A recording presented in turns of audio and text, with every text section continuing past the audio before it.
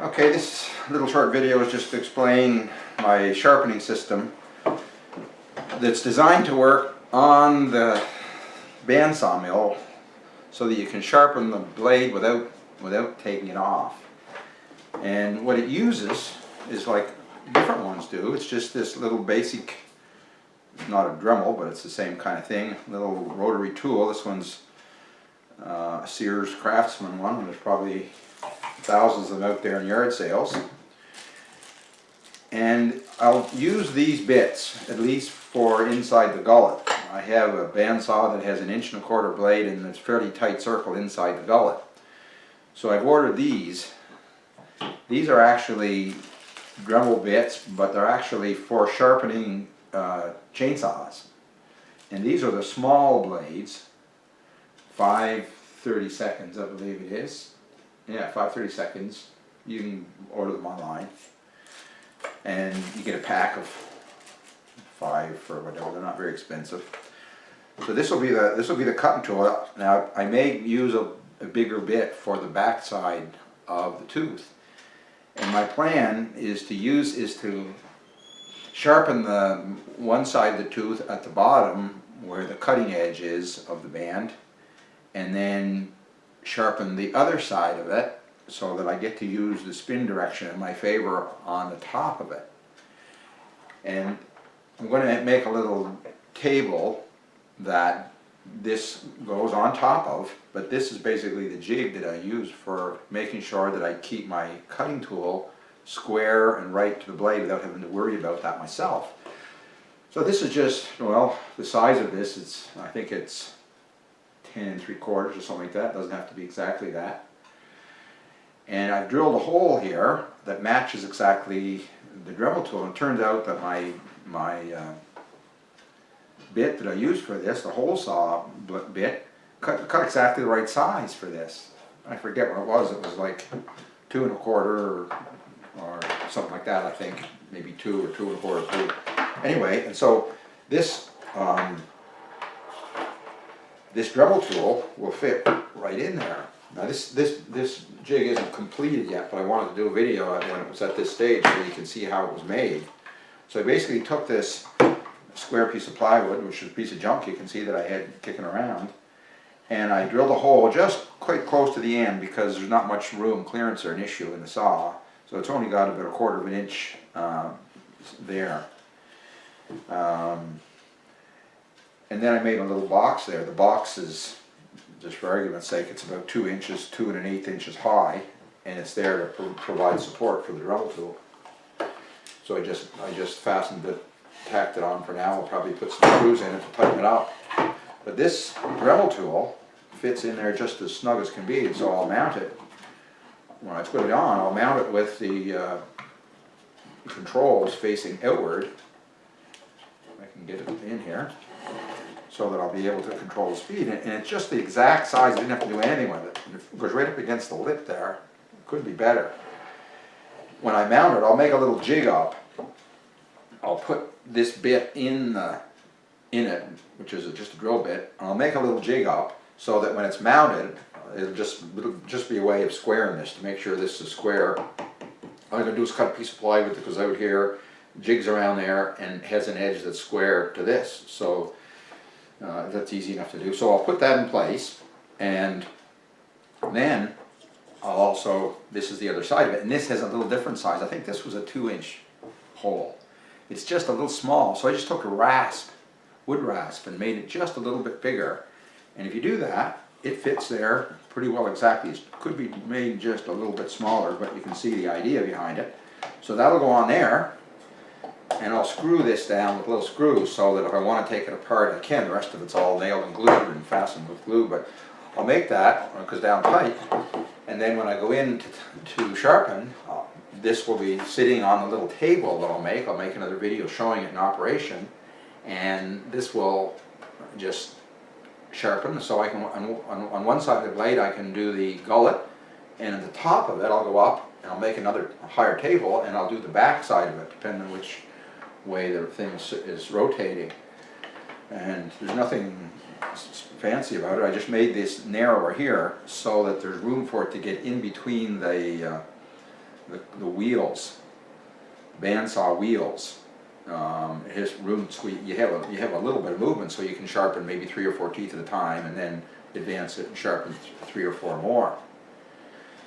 And these bits, as I said, they're some sort of diamond grit bit. My plan is to use part of the bit for a number of teeth, and then move it down a little bit, and then use it so that the bit wears somewhat evenly. And it's a good deal, even if you had to throw the bit away at the end of one blade. It's a lot cheaper than buying a new blade. I don't know what these cost, I don't remember exactly, maybe $1 or $1.50 per bit or something like that, I don't know. But the blades were $35. So anyway, I will do another video. I just drilled some inch holes and put some inch dowels in there for the holes, and for the handles rather. And this part here, again, there's nothing fancy or nothing magic about any of the dimensions. I just basically want to make it narrow as you can so that you can get in there. And I made this a little longer this way so it has some rigidity to it. I think these pieces here are about 5 inches or something. And this box is just made a little bit bigger than the hole is, so there's just a little bit of room to play, so that when you set it in finally, you can adjust it so that it's exactly square to the back.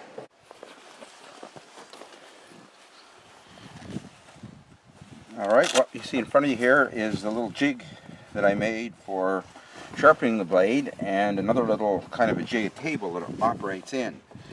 So the idea behind it is that between the jig and the table, the Dremel tool, although it's not actually a Dremel, is held more or less square, and you're able to go through and sharpen in this case, because of the way the Dremel tool turns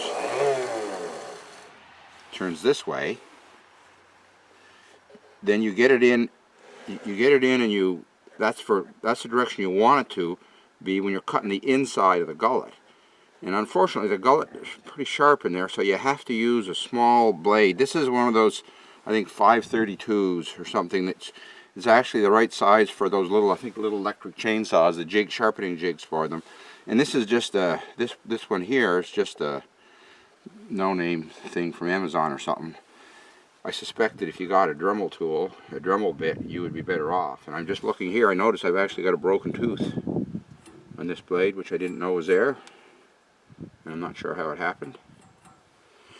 Anyway, what I do with it is I'll start where I can here, and I'll mark this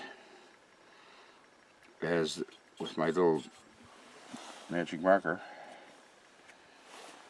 so I'll know where I started. So you can actually wind this head of the blade up and down when you're cutting, or after you cut a little while after you've worn the bit a little bit, you can wind it down to a new part of it. Anyway, we'll see how it works.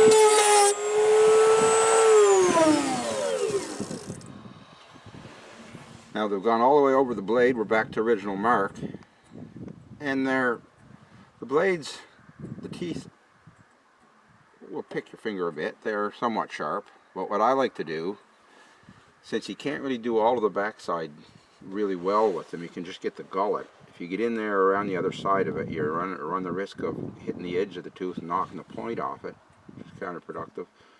So what I like to do is to take and put a little bit better kind of bit on it, one that's a little bigger round, and I do the back sides of it. But because it's rotating the wrong way to do the back sides here, what I'll do is I will just by hand go to the top where the blade is oriented the opposite way, and I'll change it over to the other bit, and I'll just do them by hand. And when you do the back side of it, it helps, I think, sharpen them up.